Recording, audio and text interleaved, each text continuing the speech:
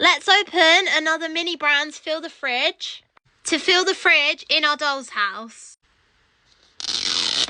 Oh, that wasn't satisfying. But I'll be back once all this is off.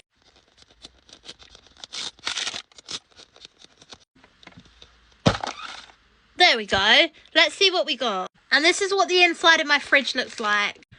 Oh, I don't know what this is. Oh, it's a rare. It's the ice lollies. I'm absolutely terrible at making these, but we'll give it a go in another video because I have the Mini Brands fridge in my shed downstairs. Let's open the next one. Oh, that is so cute. It's tiny. And the fridge magnet is an ice cream. This is my favourite fridge magnet so far. I'll put this on my other fridge. Oh, I kind of guessed this one was coming. I have so many of these. This one feels interesting.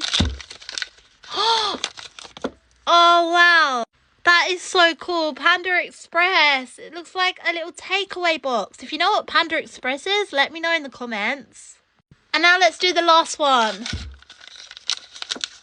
I've got this one too. It's the oats jar, but that's good because this makes a good breakfast. So here's everything we got. But thanks for watching. Bye.